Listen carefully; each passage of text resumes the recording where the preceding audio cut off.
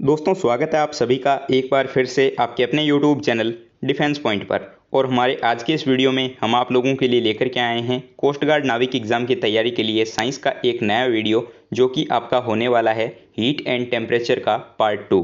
दोस्तों ये जो वीडियो है आपके लिए काफ़ी ज़्यादा स्पेशल होने वाला है, क्योंकि इसमें आपको जो है न्यूमेरिकल्स भी देखने को मिल जाएंगे। और जैसा कि आप लोगों को पता ही है कि आपके कोस्ट गार्ड नाविक एग्ज़ाम में साइंस में न्यूमेरिकल का वेटेज ज़्यादा होता है, तो वीडियो को पूरा ज़रूर से देखिएगा। और आप लोगों का स्कोर कितना रहता है नीचे कमेंट बॉक्स में बताना बिल्कुल भी मत भूलिएगा। लेकिन वीडियो शुरू करने से पहले बोलना चाहूँगा कि अगर आप लोग हमारे चैनल पर पहली बार आए हैं तो चैनल को सब्सक्राइब कर लें और बेल आइकन को प्रेस कर लें, ताकि आप लोगों को हमारे द्वारा दिए जाने वाले सभी लेटेस्ट अपडेट्स मिलते रहें। तो चलिए शुरू करते हैं हमारा आज का वीडियो बिना किसी देरी के।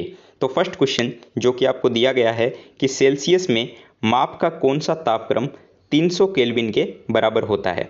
सेल्सियस में आपसे पूछा गया है कि माप का कौन सा तापक्रम जो है भाई वो आपके 300 केल्विन के बराबर होगा। ठीक है, इंग्लिश वाले जो है वो क्वेश्चन को साइड में पढ़ सकते हैं।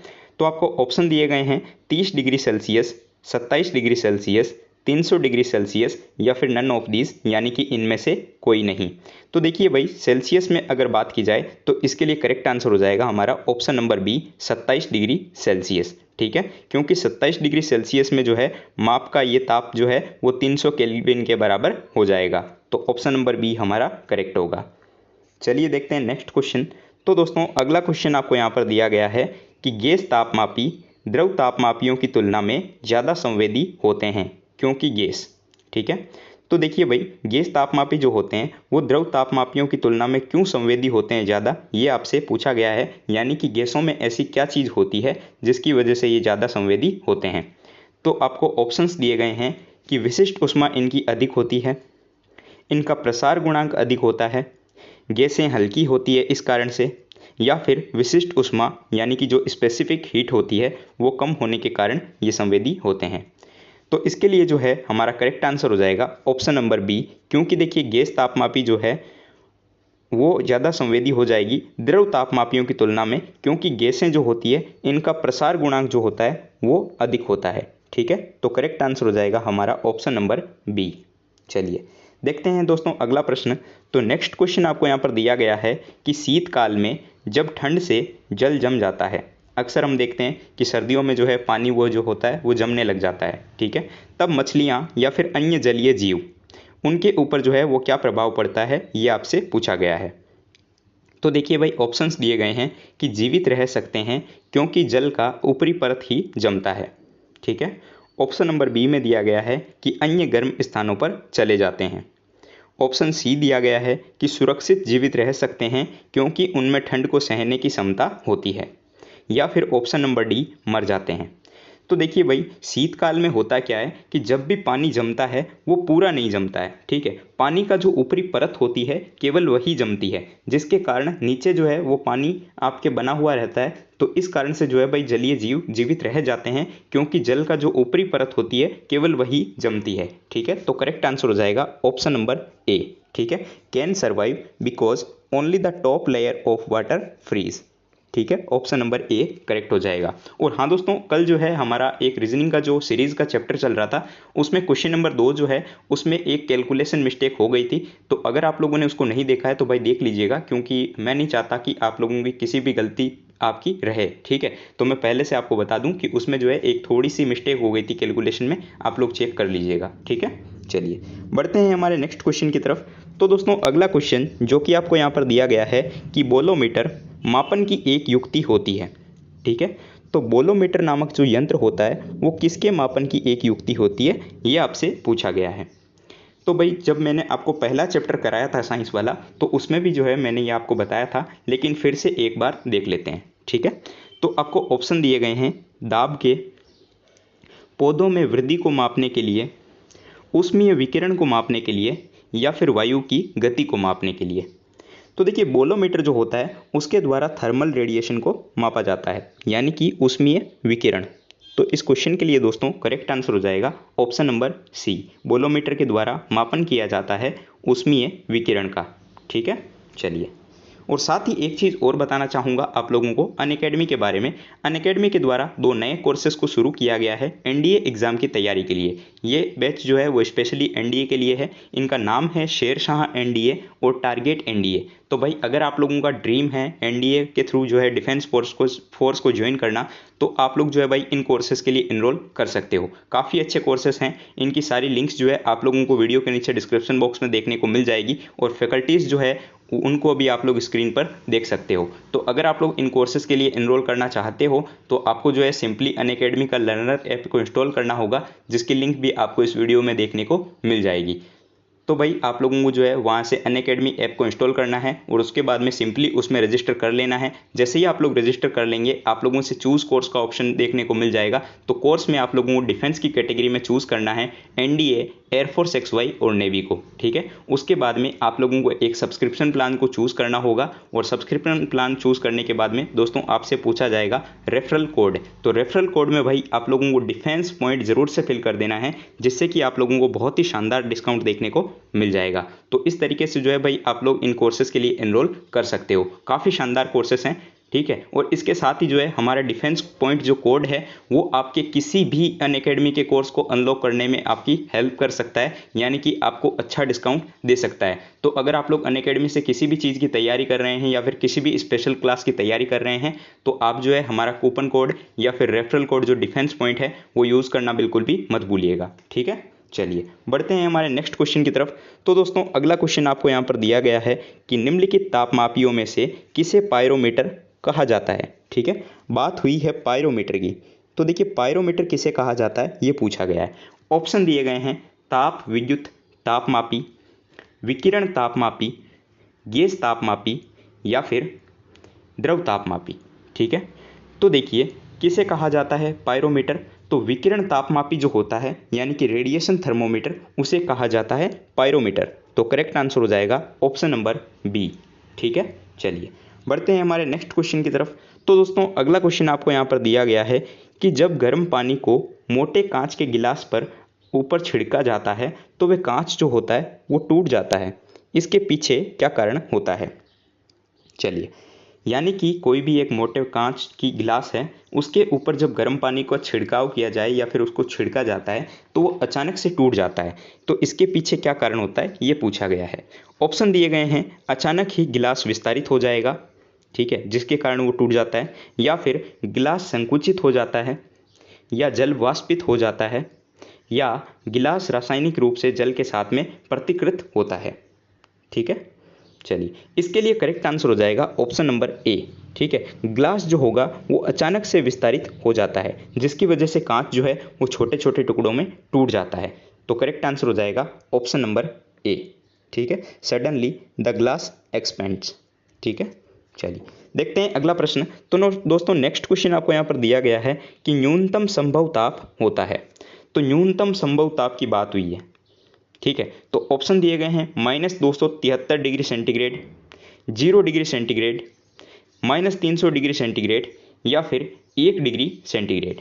तो न्यूनतम संभव ताप काफ़ी बार जो है एग्जाम में आ चुका है, एयरफोर्स XY में आ चुका है, तो आपके कोस्ट गार्ड के लिए भी भाई वेरी इंपॉर्टेंट हो जाता है। तो करेक्ट आंसर हो जाएगा option number A -273 degree centigrade, ठीक है, जो कि न्यूनतम संभव ताप होता है।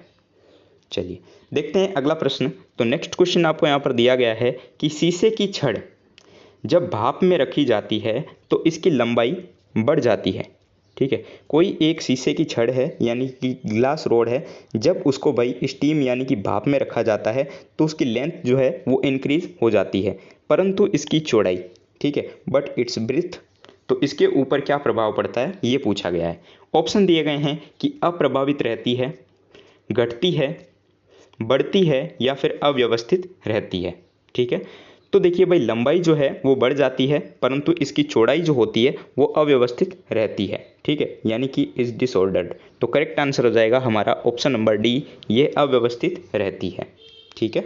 चलिए अगला प्रश्न आपको दिया गया है यहाँ पे कि आणविक संगठन के द्वारा ऊष्मा का संप्रेषण क्या कहलाता है। मोस्ट इंपॉर्टेंट हो जाता है, कोस्ट गार्ड के प्रीवियस ईयर्स में आ चुका है, तो भाई इस बार भी जो है काफ़ी इंपॉर्टेंट हो जाता है।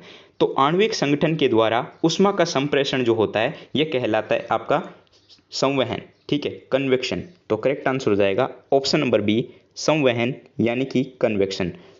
दोस्तों साइंस के जो भी जितने भी मैंने वीडियोस आपको कराए हैं, कम से कम 5 से 6 वीडियोस करवा दिए हैं, वो टॉपिक वाइज सारे वीडियोस चल रहे हैं। तो आप लोग जो है भाई उनको प्रिपेयर कर लेना, उनसे नोट्स तैयार कर लीजिएगा, ठीक है। सारे क्वेश्चन जो है जितने भी करवा रहा हूँ इंपॉर्टेंट हैं। इसके अलावा जो है आपको बस थ्योरी पढ़नी है, ठीक है, और कुछ नहीं पढ़ना है। ये क्वेश्चन आप लोग यहाँ से कर लीजिएगा। साथ ही जो है मैं आप लोगों को जिन जिन चैप्टर से आपके न्यूमेरिकल पूछे जाते हैं वहाँ से जो है मैं आपको इंपॉर्टेंट न्यूमेरिकल करवाते हुए चलूँगा, जिससे कि आप लोगों को एग्जाम में कोई भी प्रॉब्लम नहीं होगी, ठीक है। और न्यूमेरिकल जो है भाई आपके एग्जाम में आते हैं, कम से कम आपको 10 मार्क्स की जो साइंस आती है उसमें से 3 से 4 मार्क्स के आपको न्यूमेरिकल देखने को मिल जाएंगे, ठीक है। चलिए बढ़ते हैं हमारे नेक्स्ट क्वेश्चन की तरफ। तो अगला क्वेश्चन जो कि आपको यहाँ पर दिया गया है कि निम्न तापमापी इंजनों का उपयोग होता है, ठीक है। तो निम्न तापी इंजनों का उपयोग जो है किसमें किया जाता है? ऑप्शन दिए गए हैं पनडुब्बी में, तुषार मुक्त प्रशीतक में, रॉकेट प्रौद्योगिकी में, या फिर अतिचालकता विषयक अनुसंधान में। काफ़ी इंपॉर्टेंट क्वेश्चन हो जाता है आपके एसएससी एग्जाम में, ये जो है क्वेश्चन आ चुका है। तो निम्न तापी इंजनों का उपयोग जो है वो किया जाता है रॉकेट प्रौद्योगिकी में, ठीक है। रॉकेट टेक्नोलॉजी जो होती है उसमें इन इंजनों का प्रयोग किया जाता है। चलिए बढ़ते हैं हमारे नेक्स्ट क्वेश्चन की तरफ। तो भाई अगला क्वेश्चन आपको यहाँ पर दिया गया है कि ठोस कपूर से कपूर वाष्प बनाने की जो प्रक्रिया होती है वो क्या कहलाती है। ये क्वेश्चन काफ़ी इजी क्वेश्चन है, लेकिन उतना ही इंपॉर्टेंट क्वेश्चन है, ठीक है। ये बहुत ही इजी क्वेश्चन है। देखिए ऑप्शन दिए गए हैं वाष्पीकरण, हिमकरण, पिघलना, या फिर ऊर्ध्वपातन। तो ठोस कपूर जो होता है उससे कपूर वाष्प बनाने की जो विधि होती है या फिर जो प्रक्रिया होती है उसको कहा जाता है भाई ऊर्ध्वपातन, ठीक है। तो करेक्ट आंसर हमारा हो जाएगा ऑप्शन नंबर डी, ऊर्ध्वपातन, ठीक है। आइए देखते हैं नेक्स्ट क्वेश्चन। तो अगला क्वेश्चन आपको यहाँ पर दिया गया है कि उस तापक्रम को ज्ञात करें जो केल्विन मापक और फ़ारेनहाइट में समान हो, ठीक है, या आपको उसकी गणना करनी है। ये न्यूमेरिकल जो है बहुत ही इंपॉर्टेंट हो जाता है। आपके रेलवे के एग्जाम में भी जो है ये न्यूमेरिकल आया हुआ है, ठीक है। तो आपके लिए भी भाई मोस्ट इंपॉर्टेंट हो जाता है, क्योंकि इस चैप्टर से ऐसे न्यूमेरिकल आते हैं। तो देखिए इसको हम कैसे सॉल्व करेंगे। यहाँ पर जो है हमें पूछा गया है कि केल्विन और फ़ारेनहाइट में, ठीक है, समान हो, वो ताप आपको बताना है। तो देखिए भाई ऑप्शन आपको यहाँ पे 4 दिए गए हैं, इन 4 ऑप्शन में से कौन सा होगा ये आपको बताना है। तो भाई हम लोग जानते हैं एक फॉर्मूला होता है, ये आप लोगों ने भी पहले पढ़ रखा होगा, ठीक है। अगर आप लोगों ने इस चैप्टर की थ्योरी पढ़ी है तो F-32/9 is equal to R/4 is equal to C/5 और इज इक्वल टू K-273/5। ये जो है फॉर्मूला होता है, हम सभी लोग जानते हैं। इससे जो है हीट के मोस्ट ऑफ सारे क्वेश्चन जो है वो सॉल्व किए जा सकते हैं, ठीक है। अब हमें यहाँ पे क्वेश्चन में क्या पूछा हुआ था? हमें पूछा था केल्विन और फ़ारेनहाइट में मान समान हो, ठीक है। तो हमें यहाँ पर क्या क्या चीज़ लेनी है? तो हमें यहाँ पे फ़ारेनहाइट वाला लेना है और यहाँ पे केल्विन वाली चीज़ लेनी है, ठीक है। बाकी हमें जो है इनसे कोई मतलब नहीं है। तो चलिए भाई मैं इन दोनों को लिख लेता हूँ। तो यहाँ पर जो है मैं इन दोनों को लिख लेता हूँ। तो F-32 बट्टे होता है 9, ठीक है, और इज इक्वल टू में K-273/5। अब देखिए मैं मान लूँगा कि जो टेम्परेचर है वो x है, ठीक है। आप लोग कुछ भी मान सकते हो, इसको a b x कुछ भी आप लोग जो है इसको मान सकते हो, लेकिन मैं मान लेता हूँ कि ये जो टेम्परेचर है वो x है। तो अब देखिए ये क्या हो जाएगा, X-32/9 is equal to X-273/5। अब भाई आप लोग जो है x की वैल्यू निकाल सकते हो, ठीक है। बहुत ही ईजी हो गया आप लोगों के लिए कैलकुलेशन। अब आप लोग, मेरे को इतना तो आइडिया है कि आप लोग भाई x की वैल्यू निकाल सकते हो, ठीक है, क्योंकि आप लोग नाविक का एग्जाम दे रहे हो तो इतनी मैथ्स तो आपको आती होगी, ठीक है। क्योंकि अगर मैं आपको करवाऊंगा तो थोड़ा ज़्यादा लंबा वीडियो हो जाएगा। तो भाई आप लोग जो है इसका ज़रूर से वैल्यू निकालिएगा, ठीक है। ये आप लोगों के सामने कैलकुलेशन आ चुकी है, आप लोग जो है इसकी वैल्यू सॉल्व ज़रूर से कीजिएगा, लेकिन मैं आपको जो है यहाँ पे आंसर बता देता हूँ। तो इसके लिए जो है हमारा करेक्ट आंसर दोस्तों हो जाएगा 574.25 केल्विन, ठीक है। ये जो ताप है वो केल्विन और फ़ारेनहाइट, ठीक है, इनमें मापन समान होगा। अब आप लोगों को रटना है तो आप लोग रट सकते हो। इसके अलावा अगर आप लोगों को इस फॉर्मूले से करना है तो आप लोग कर सकते हो, वो आपकी मर्जी है भाई, ठीक है। चलिए अब दोस्तों एक क्वेश्चन आप लोगों के लिए है, जो कि क्वेश्चन फॉर यू में आपके लिए क्वेश्चन दिया गया है, ठीक है। What is the freezing point of mercury, ठीक है, यानी कि जो पारा होता है उसका जमाव बिंदु कितना होता है। इस क्वेश्चन के लिए दोस्तों करेक्ट आंसर क्या होगा, आपको जो है नीचे कमेंट बॉक्स में कमेंट करके आंसर बताना है। काफ़ी लोग आप लोग क्या करते हो भाई, वीडियो देख लेते हो लेकिन जो है आंसर कमेंट नहीं करते हो, ये आप लोगों की गलती है भाई। आप लोगों को जो है आंसर कमेंट करना चाहिए, जिससे कि आपको भी पता चले कि आपकी तैयारी कैसी हो रही है, ठीक है। और दूसरों को भी आप लोग देख करके अंदाज़ा लगा सकते हो कि कितना आपका कॉम्पिटिशन है, ठीक है। तो आपको ऑप्शन दिए गए हैं -36 degree Celsius, 37 degree Celsius, -38 degree Celsius या फिर -39 डिग्री सेल्सियस। तो इस क्वेश्चन का राइट आंसर क्या होगा, आप लोगों को जो है नीचे कमेंट बॉक्स में कमेंट करके ज़रूर से बताना है, ठीक है। और साथ ही जो जितने भी क्वेश्चन मैंने आपको करवाए हैं इनका स्कोर आपका कितना रहता है ये भी आपको ज़रूर से बताना है, ठीक है। चलिए बढ़ते हैं।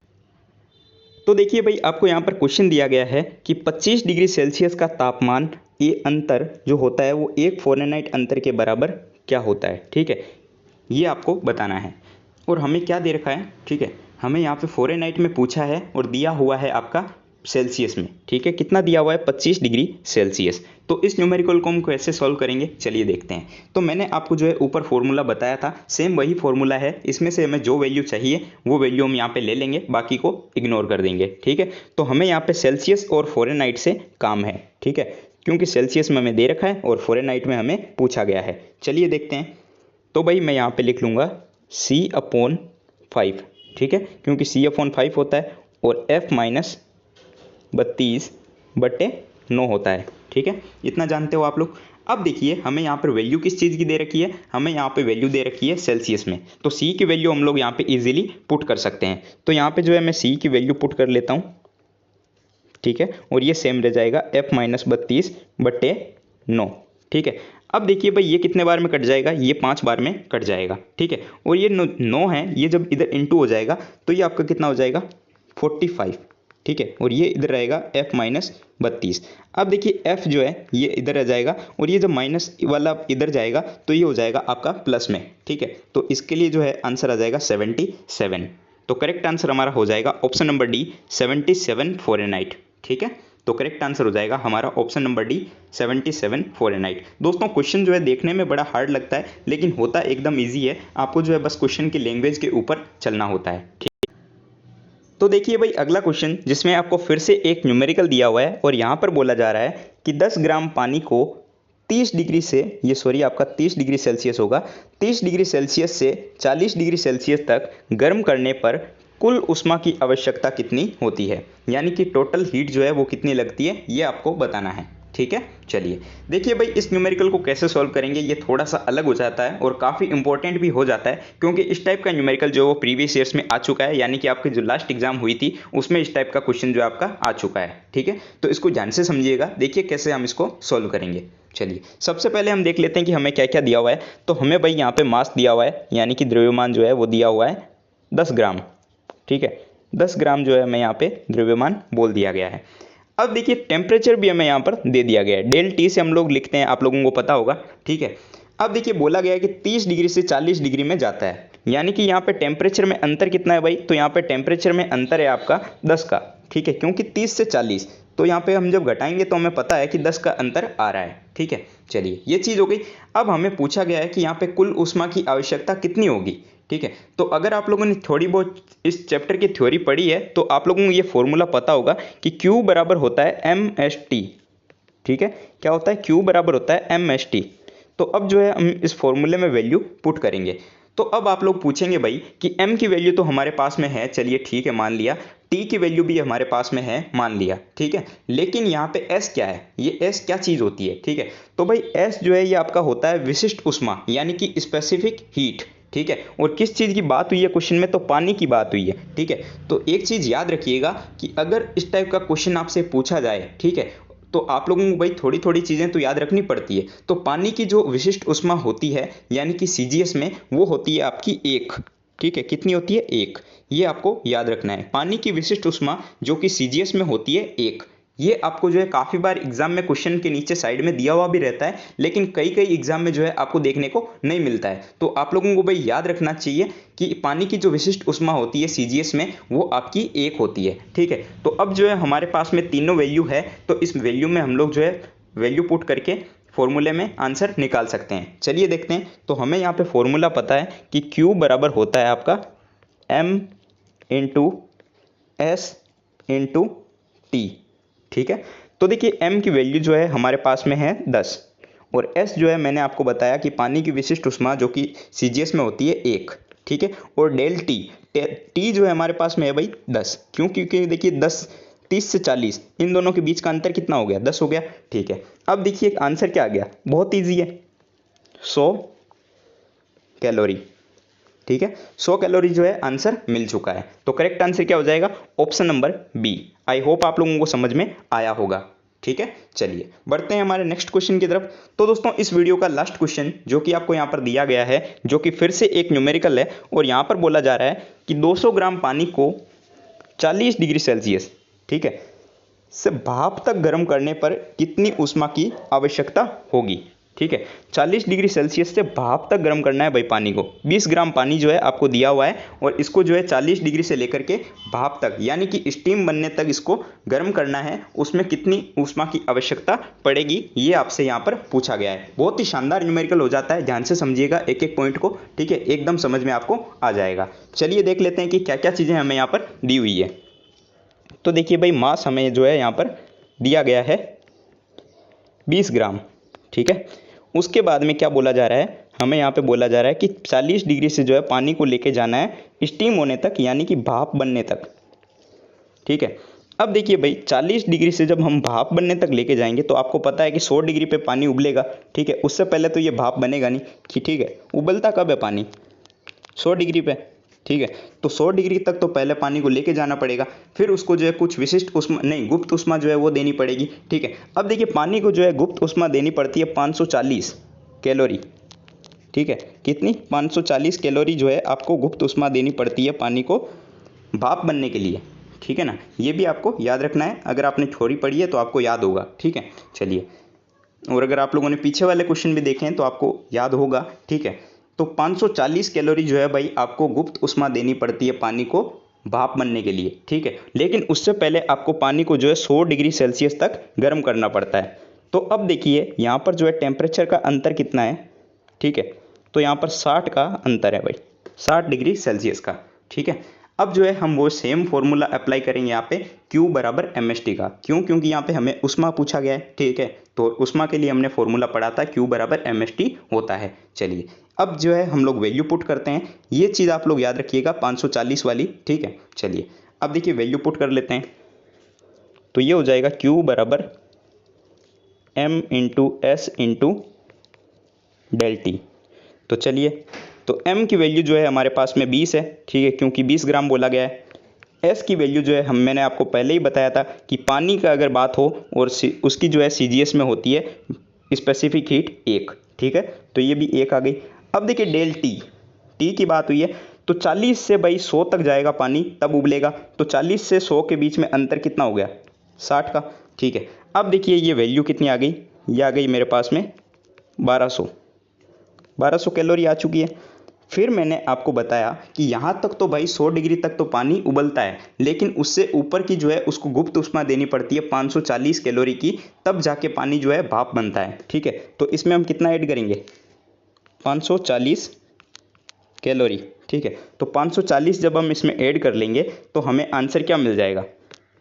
1740 कैलोरी। ठीक है, और 1740 कैलोरी जो है भाई आपको यहाँ पर ऑप्शन नंबर सी में दे रखा है। तो दोस्तों इस क्वेश्चन के लिए हमारा करेक्ट आंसर हो जाएगा ऑप्शन नंबर सी, 1740 कैलोरी।